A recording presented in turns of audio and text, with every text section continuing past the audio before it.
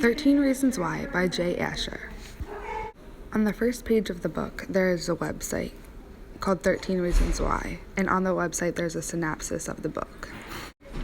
Clay Jensen returns home from school to find a mysterious box with his name on it lying on his porch. Inside, he discovers cassette tapes recorded by Hannah Baker, his classmate and crush who committed suicide 2 weeks earlier. On the tape, Hannah explains that there are 13 reasons why she decided to end her life. Clay is one of them. If he listens, he'll find out why he made the list. Also on the website, there are each of the 13 cassette tapes which you can listen to.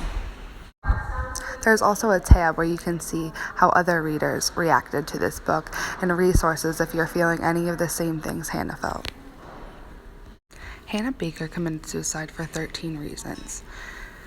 Before she committed suicide, she recorded herself on cassette tapes explaining to each person their role in her death. Each person must listen to their reason and pass them on to the next person. If they don't, the tapes will be released to the public.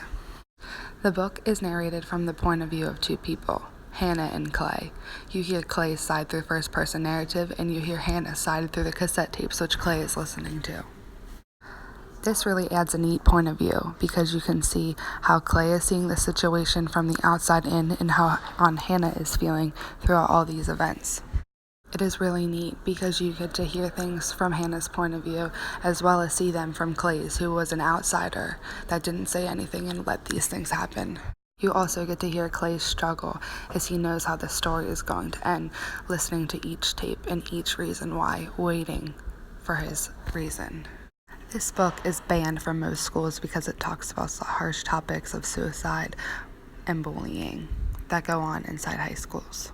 However, I don't think this book should be on the banned reading list. Instead, I think it should be required that people read this book and talk about these harsh things. We should talk about the things that no one wants to talk about, because maybe if someone talked to Hannah about this, she would not have killed herself. This book does not only talk about harsh things like suicide, but also on how people need to speak up, and it teaches people that maybe if you speak up, you can save someone else. This book is a very emotional and hard book to read, but since it is from the perspective of both Clay and Hannah, you can deeply appreciate everything that is talked about in this book.